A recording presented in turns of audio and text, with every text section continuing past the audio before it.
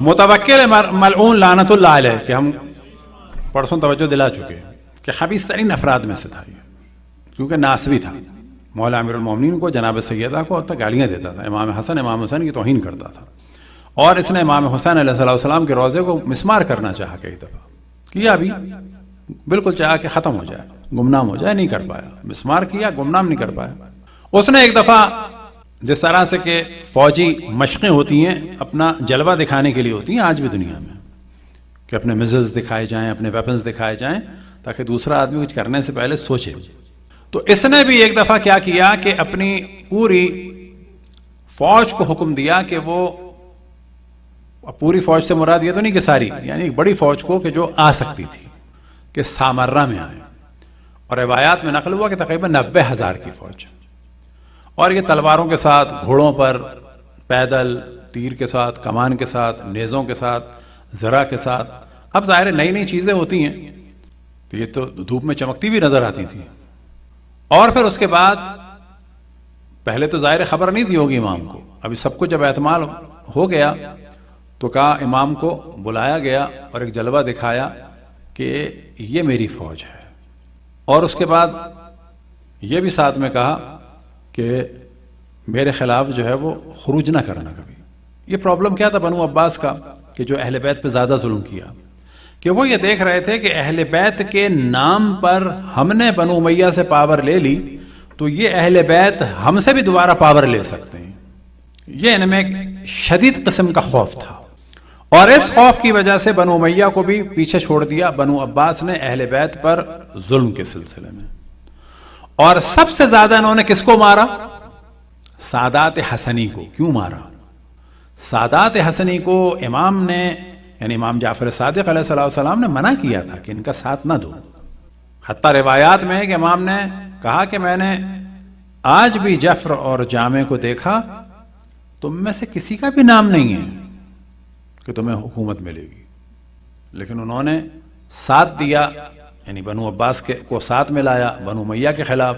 بس جیسے ہی پاور میں بنو عباس والے آئے تو زیادہ جو انہوں نے مارا ہے، جو ہمیشہ تاریخ میں سنتے ہیں کہ سادات حسنی کو مارا، تو کیوں مارا؟ اس وجہ سے مارا، اور اسی وجہ سے پھر ظلم کا سلسلہ ہوا کس پر؟ ائمہ علیہم السلام پر، جبکہ ائمہ ڈائریکٹ ان کے ساتھ شامل نہیں تھے، اور پھر ائمہ کو یقین دلانا پڑتا تھا کہ نہ ہمارا کوئی ارادہ نہیں ہے ابھی اٹھنے کا، کیونکہ پھر یہ اور مارتے شیعوں کو، اصحاب کو، اور جو دین کی حفاظت کا سلسلہ ہے، روایت پہنچنے کا سلسلہ ہے، وہ مشکل ہو جاتا، جیسا کہ ہم نے توجہ دلائی تھی جناب حضرت جابر جوفی کے معاملے میں یہ حالات تھے، کتابیں جلا دی جاتی تھیں، حملے ہو جاتے تھے۔ تو اس نے کہا کہ، تو امام نے کہا کہ میں بھی دکھاؤں اپنی فوج، تو اس نے سوچا ہوگا کہ دکھا دیں گے تھوڑے بہت، تو امام نے اس وقت کچھ پڑھا، راوی کہتا کچھ سمجھ میں نہیں آیا کیا پڑھا، اور ہاتھ بلند کیے اور اس متوکل ملعون لعنت اللہ علیہ سے کہا کہ دیکھو۔ اب جب اس نے دیکھا تو ظاہر ہے کہ جو روایت نقل کرنے والے امام کے پاس طرفدار تھے، ان لوگوں نے بھی دیکھا کہ پورا زمین و آسمان جو ہے وہ ہزاروں لاکھوں کی تعداد میں فوجیوں کی صورت میں ملائکہ کے جن کے ہاتھ میں آگ کی تلواریں اور نیزے تھے، اور یہ منظر دیکھ کے ہوش اڑ گیا کس کا؟ اسی متوکل ملعون کا لعنت اللہ علیہ کا۔ لیکن کیا اس کا ایمان مضبوط ہوا؟ وجہ کیا ہے؟ اس کو یقین ہو گیا کہ امام ہے، ہاں یہ ہو گیا، لیکن یہ بھی اس کو یقین تھا کہ یہ معجزات والی چیز ہے جو انبیاء کے پاس تھے، اور ہر وقت یہ معجزات دکھا کے کچھ نہیں کریں گے، یہ تو اس کو یقین آ گیا، لیکن اس کو یہ بھی یقین تھا کہ نا انبیاء اور ائمہ ان چیزوں کے ذریعے سے جنگ نہیں کرتے، ان کو جنگ کرنے کے لیے یہی دنیا کے افراد چاہیے، کیونکہ انبیاء ائمہ اسی طریقے سے کرتے ہیں۔ تو یقین ہونا الگ چیز ہے، خباثت کا کم ہونا الگ چیز ہے۔ اگر خباثت کم ہونے کا امکان ہوتا تو ان لوگوں کی خباثت میں کمی آ جاتی کہ جنہوں نے رسول اللہ صلی اللہ علیہ وسلم کو سالوں دیکھا اور ان کے معجزات کو دیکھا، لیکن ان کے نفاق میں اور کفر میں اضافہ ہی ہوتا چلا گیا۔ تو ایک جانب امام کی حجت تمام ہوئی متوکل جیسوں پہ، لیکن بعد میں ان لوگوں نے اپنے ظلم کے سلسلے کو جاری رکھا، تو اسی طریقے سے بعض اور افراد پر بھی حجت تمام ہوئی، اور پھر بعض لوگ پھر ایمان بھی لاتے تھے۔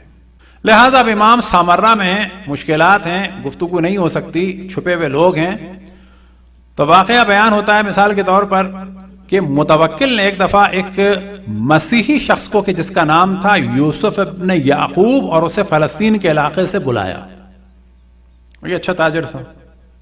اب ظاہر ہے کہ یہ آیا اپنے غلام وغیرہ کے ساتھ اور اس کو خوف تھا کہ اب میرے لیے کچھ نہ کچھ سزا ہے، یا مال لوٹ لیا جائے گا یا کوئی اور سزا ہے. اب ظاہر ہے اتنا اہم بھی نہیں تھا کہ متوکل کسی کو بھیجتا، بس وہ کہ آؤ ملو.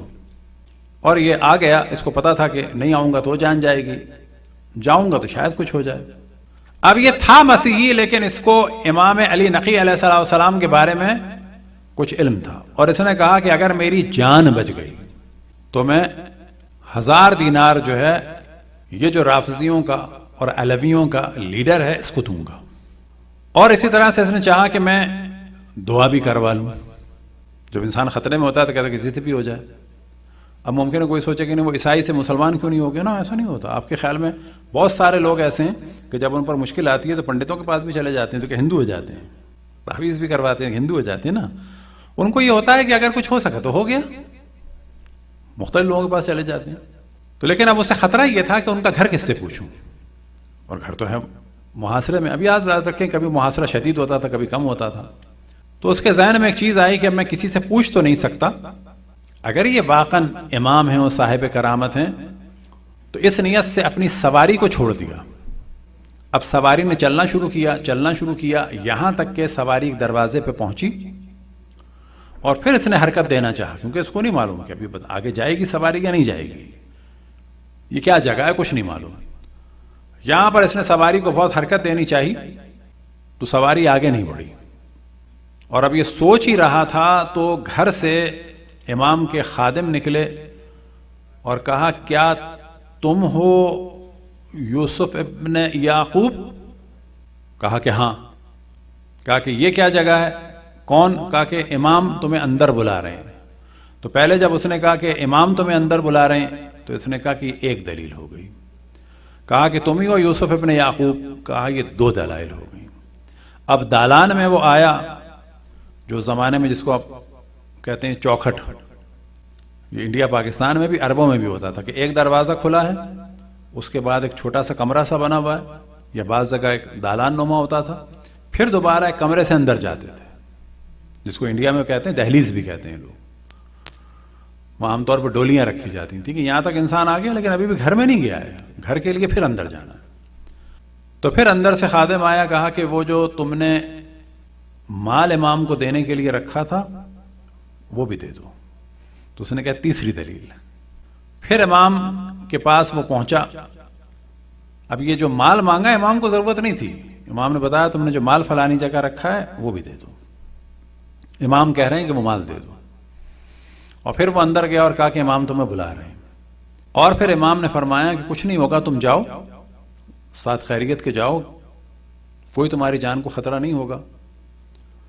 اب یہ خطرہ کس وجہ سے ڈالا کہ اس نے نظر کی تھی کہ میں امام کو اتنا دوں گا. آیا آج ہم ایسی نظر کر سکتے ہیں؟ بالکل کر سکتے ہیں. اب امام کو دوں گا، امام کے حرم کو دوں گا، امام کی نسل میں سے کسی آدمی کو دوں گا، امام کے کسی چاہنے والے کو دوں گا، امام کی خوشنودی کے ذریعے سے کسی بھی مومن کو دوں گا. یہ ساری نظریں صحیح ہیں. انہی میں سے ایک ہوتی ہے جی امام کی خوشنودی کے لیے مجلس کراؤں گا، میلاد کراؤں گا، تبرک دوں گا، نظر کرواؤں گا. یہ ساری چیزیں صحیح ہیں. اب یہاں پہ امام نے فرمایا کہ اے یوسف ایمان کیوں نہیں لاتے؟ تو کہا نہیں میں لاؤں گا. تو امام نے فرمایا تم نہیں لاؤ گے لیکن تمہارا بیٹا لائے گا. اب یہاں پر متوکل کے بعد ایک یہ والا واقعہ کہ یہ اب امام سے محبت بھی کر رہا ہے، دلائل بھی دیکھ چکا، اپنی جان بھی بچا چکا، لیکن ایمان نہیں لایا. آیا اس کی کوئی اور مثال ہے؟ ہاں، جب مباہلہ ہوا تھا اشرف الانبیاء حضرت محمد مصطفیٰ صلی اللہ علیہ وآلہ وسلم سے،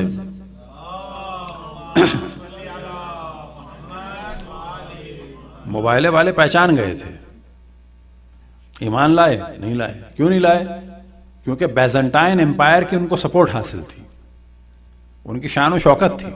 یہ روایت میں ڈسکس ہوا ہے کہ اس کے بھائی نے کہا تھا کہ ایمان کیوں نہیں لاتے؟ کہا کہ ہمارا ایک مقام ہے، منزلت ہے، مثلا ایمان لا کے کیا ہوگا؟ یہاں اس بیابان میں بیٹھیں گے ہم آ کے جیسے یہ لوگ بیٹھے ہیں، ہم وہاں جائیں گے ساری پاور ختم ہو جائے گی، ہم تو وہاں کارڈنل نہیں رہیں گے، بشپ نہیں رہیں گے، سب ختم ہو جائے گا.